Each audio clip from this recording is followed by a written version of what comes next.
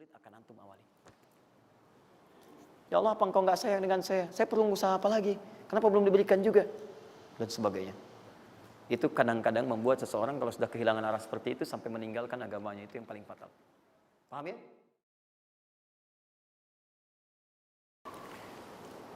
Quran surah ke-14 ayat 7. Nah, tadi Quran surah ke-9 ayat 100 berapa tadi? 3.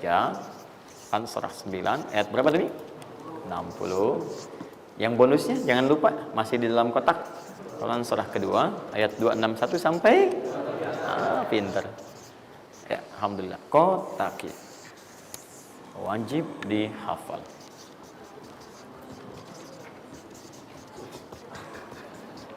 Maksud saya di akhir pasti ada yang foto. Saat foto itu kalimat ini harus muncul. Jangan di capture, jangan di crop. Jangan di crop. Fokus. Nah, sekarang rezekinya sudah ada. Bagaimana Anda mendapatkan akselerasi dari peningkatan? Ya, baik sifatnya kuantitasnya ataupun juga nilainya. Terus. Ya, maka rumusnya kalau sudah dapat dari usaha itu, tadi kan usaha kan? Ya, ada usaha yang kedua. Masih ingat teman-teman yang punya rezeki siapa? Nah, sekarang Allah tawarkan, saya akan berikan kepada kamu, kata Allah, peningkatan dari usahamu dengan cara yang tidak terlampau susah. Kamu gak perlu kerja ini lagi, itu lagi, dan sebagainya. Tapi kamu tinggal mengimbangi saja. Kamu kerja, kamu amalkan juga yang ini. Apa amalan itu? Syukur. Perhatikan langsung redaksi dari Allah. Saya tidak akan menambah, mengurangi. La in syakartum la azidannakum. Ingat, la in syakartum, kalau kamu bersyukur kepada saya, la azidannakum, saya akan tambah bagimu. Jelas ya? Tambah di sini bukan menambah nominal. Ya, karena nominal itu akan tetap. Maksudnya kalau antum 100 miliar aja. Yang ditambahkan itu ada dua. Pertama, penambahan percepatan dan kemudahan dalam mendapatinya. Lebih mudah dari sebelumnya. Yang kedua, penambahan keberkahan di dalamnya. Berkah itu manfaatnya lebih banyak. Yang tadinya 50.000 jadi cepat habis, sekarang tuh banyak manfaatnya. Ya, kepake gitu. Jadi kalau dulu tuh semua pengen dibeli, dapat 5 juta juga, cuma semua pengen dibeli baju, dibeli gitu kan? Ya ini dibeli, lihat orang beli ini, pengen beli itu. Tapi setelah antum kerjakan ini, itu asasnya asas manfaat. Kepake nggak? Manfaat nggak? Kalau manfaat itu saya dapatkan, kalau tidak mungkin hak orang lain yang Allah titipkan lewat saya. Jelas ya? Nah, sekarang lihat. Bagaimana cara bersyukur itu? Cara bersyukur itu ada dua. Ya, saya percepat dan di sini kita berakhir. Saya cuma tinggal punya waktu 2 menit lagi, maka saya percepat kalimat saya. 1. Cara bersyukur itu 1, keluarkan dari harta itu bagian zakatnya kalau sudah memenuhi unsur zakatnya. Keluarkan dari bagian harta yang didapatkan, kalau antum bekerja dapat gaji, dapat macam-macam, masuk nisabnya, muncul haulnya, kaidah pertama keluarkan. Dah, keluarkan. Tidak usah mikir, nggak usah macam-macam. Dah, 2,5% keluarkan. Itu 2,5% itu paling minimal. Kalau mau 5% keluarkan. Ingat rumusnya, kenapa disebut zakat? Di antara makna zakat itu adalah annama, sesuatu yang berkembang, nambah. Ya. Zakat itu ada at-tahara, ya, an-numu, ya, sesuatu yang berkembang. Di dalam bahasa Arab sekarang investasi disebut dengan an-nama wal istifmar, sesuatu yang diinvestasikan. Jadi ketika Anda zakat sebenarnya bukan mengurangi harta, menginvestasikan harta untuk ditambah. Minimal 10 kali lipat dari sebelumnya. 10 kali lipat. Jadi kalau Anda misalnya keluar zakat, taruhlah misalnya 25 juta, ya, Anda dapatkan. Terus 2,5%-nya diambil dari situ berapa? 2,25, ya, 2 juta 2,5. Anda keluarkan tuh. Maka Anda pada hakikatnya sedang melipat gandakan harta Anda 10 kali lipat dari sebelumnya. Jadi Anda akan dapat dari 22,5 juta. Bentuknya bisa macam-macam. Ingat, rezeki itu kan bukan hanya uang. Tadi saya katakan. Ya, bisa jadi proyek baru datang nilainya segitu. Bisa jadi apa lagi? Bisa jadi dijaga kesehatan, nggak sakit selama sebulan. Biasanya cek lab ini itu dan sebagainya, ya kan? Kolesterol macam-macam habisnya segitu. Bulan itu nggak ada apa-apa. Terus Anda berkata, alhamdulillah nih sekarang saya kelihatan sehat, gini-gini, hasilnya positif. Padahal Anda itu dihasilkan lewat zakat, lewat macam-macam. Nah, misalnya nggak ada konflik, nggak ada masalah di hari itu, yang kalau diselesaikan nilainya 22 juta. Masa marah dengan istri macam-macam. Mama kenapa sih, Ma, gini-gini. Papa mau damai, S9 Note. Wah, beli S9 Note harga 15 juta ya, tambah lagi 7 juta laptopnya misalnya kan dan sebagainya. Misal, habisnya segitu juga. Jadi dijaga oleh Allah, mendapatkan penambahan bisa berupa langsung nilainya, nominalnya dapat proyek yang lain, atau dijaga untuk mendapatkan yang non materi tadi. Paham? Maka saya katakan pada Anda, kalau sudah ada kewajiban zakat, maka jangan berpikir menunda. Cepat berikan saat itu, maka seketika Allah akan lipat gandakan apa yang Anda telah usahakan itu. Jelas? Jadi yang pertama, kalau sudah ada kewajiban zakat, cepat ambil. Bahkan, nah ini saya mau ambil komitmen. Saya mau ambil komitmen. Siap mengikuti ini? Siap berkomitmen insya Allah? Bahkan Allah langsung meminta kepada yang punya otoritas atau juga teman-teman di sampingnya untuk saling mengingatkan. Bahkan kalau punya otoritas langsung ambil. Saking inginnya Allah harta orang itu tuh terus bertambah. Maka turunlah Quran surah 9 ayat 103. Khudh min amwalihim sadaqah tutahhiruhum wa tuzakkihim biha. Muhammad, kalau dia lupa atau yang lain, ambil aja deh. Ambil aja. Ambil dari harta dia itu kalau sudah mencapai nasabnya. Nisabnya sudah ada, haulnya sudah sampai, ambil. Apa tujuannya? Sedekah. Perhatikan, zakat disebut dengan sedekah.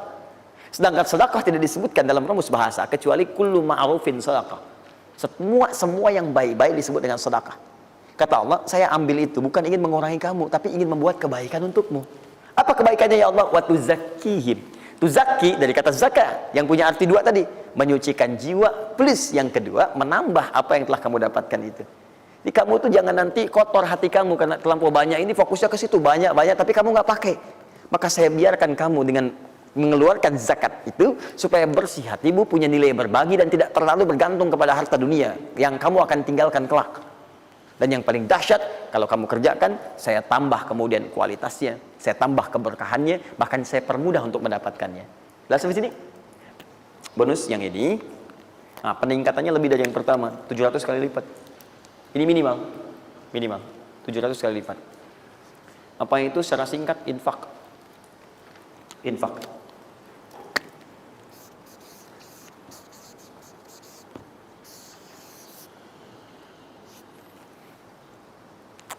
Sudah?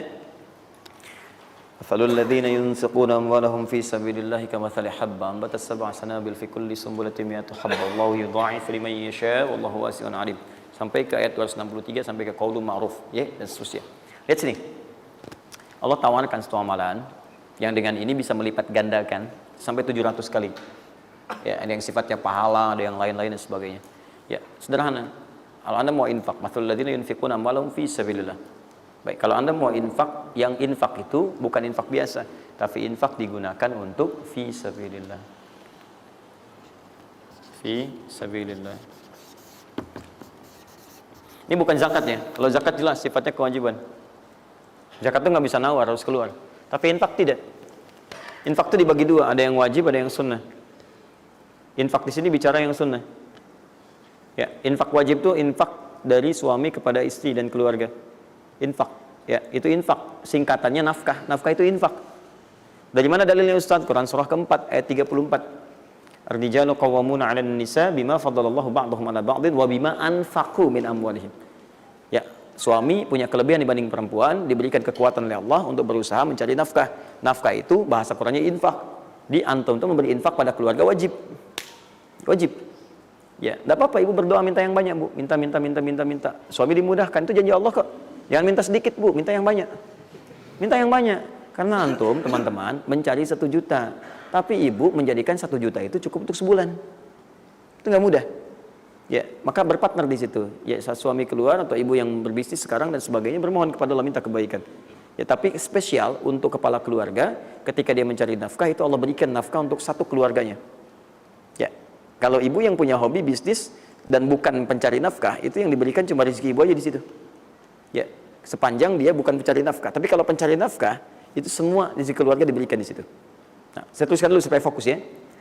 Infak ini, kalau Anda mau keluarkan di jalan Allah, maka ada 5 golongan yang utama. 5 golongan. 5 golongan itu, ini masuk ke dalam kotak tadi yang wajib dihafalkan. Tambahan. Quran surah kedua, ayat 215.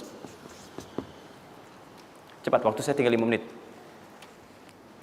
Kalau Anda terlampau lambat, saya tidak akan bisa menyampaikan rumus cepat menghafalkan apa yang telah saya wajibkan. Ya, jadi fokus baik-baik.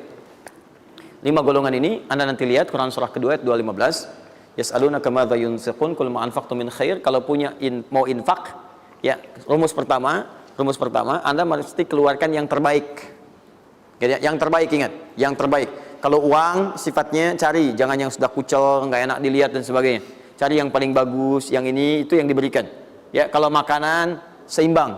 Kalau Anda beli sama-sama hangat, jangan yang satu udah dingin, satu ini berikan pada orang, tidak. Kalau pakaian masih layak, bagus, ini berikan. Lihat baik-baik, pada siapa itu disampaikan 5 golongan. 1 lil walidain, orang tua. Orang tua itu cepat sekali. Anda nggak usah tunggu orang tua nelpon Anda. Karena sifat orang tua nggak akan minta. Cuman kadang nanya kabar, apa kabar, gitu kan? Nah, cuma Anda harus paham kondisi seperti itu. Sama seperti Anda, mama tahu makannya nak ya. Lapar ya, waktu kecil kan begitu. Anda pun mesti bisa baca sinyal orang tua. Kalau udah telepon, nanya kabar tuh, gak usah ditunggu. Begitu Anda ada kelebihan, langsung berikan. Paham ya? Bahkan jadi wasilah nanti lain waktu kalau sudah waktu luas saya berikan gambaran.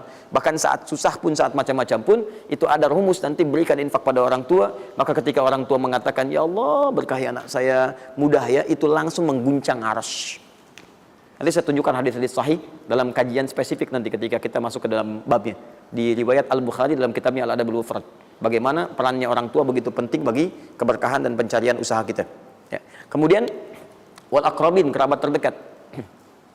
Kerabat terdekat itu sifatnya ada 2. Bisa kekeluargaan.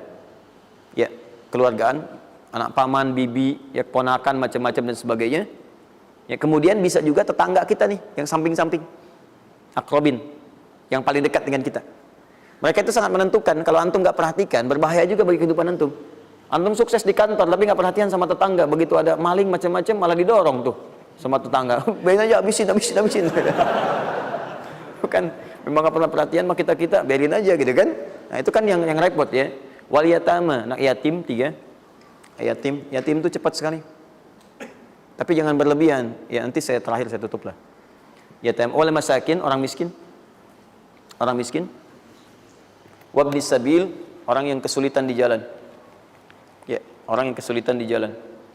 Anak siapapun dia, sepanjang dia sedang kesulitan, sifat orang kesulitan itu kalau dibantu, maka suara dia itu akan langsung memberikan jawaban kepada Anda. Jelas ya? Baik, tahan sini, tahan. Fokus teman-teman. Termasuk Ibnu Sabil di situ nanti, itu ada yang diartikan dengan orang-orang yang semacam belajar. Ya, kalau di luar itu banyak yang kayak ngasih beasiswa ke orang yang belajar, yang sebagainya. Ada yang pengajar, ada yang macam-macam. Itu cepat juga itu.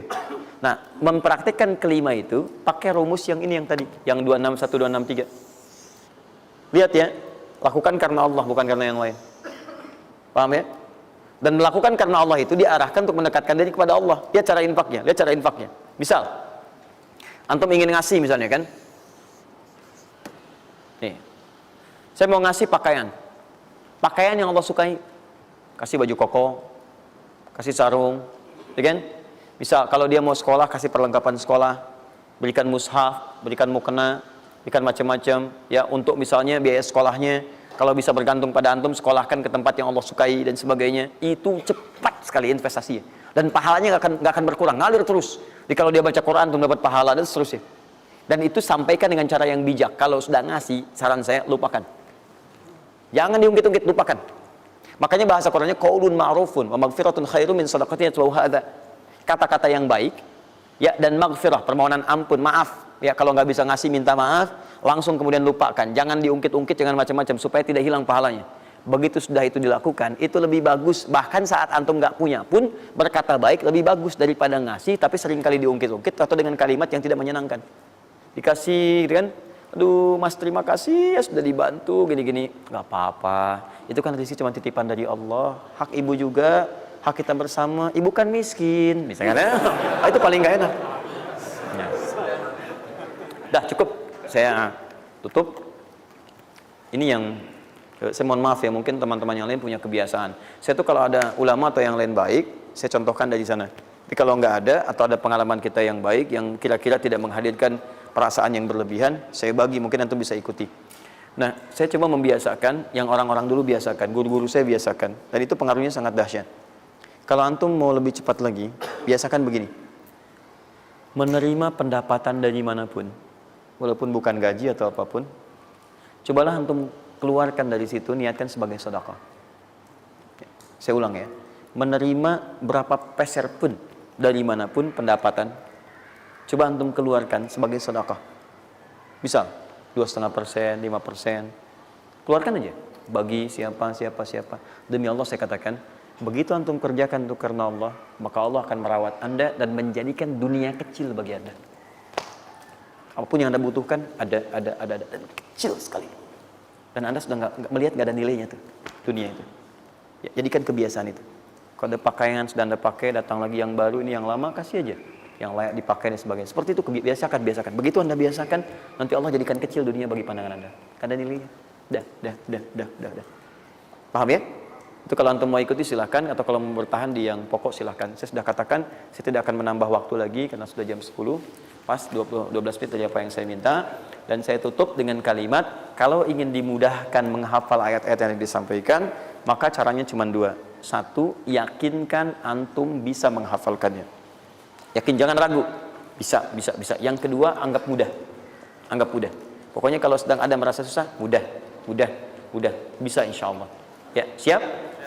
Ya, mudah atau susah? Yakin? Berapa ayat tadi? Sedikit. Itu banyak tuh jadi susah. Saya ulang, jangan pulang. Mudah atau susah? Mudah atau susah? Yakin? Berapa ayat? Luar biasa. Alhamdulillah. Baik teman-teman, saya kira cukup hari ini kita pembuka. Jangan khawatir, sekali lagi Anda yang tertinggal sudah saya siapkan. Ini ada 3 lembar. Insya Allah jadi panduan kita, bahkan jadi buku insya Allah. Ya. Kapan diberikan ini? Luar biasa. Baik ya. Subhanakallahumma bihamdika asyhadu an la ilaha illa anta astaghfiruka wa atubu ilaik. Wa akhiru da'wana alhamdulillahi rabbil alamin. Wal 'afwu minkum. Pintu masjid ini hanya ada 3. 1, 2, 3. Dan pekan depan pintu itu hanya dibuka dengan ayat-ayat Quran. Assalamualaikum warahmatullahi wabarakatuh.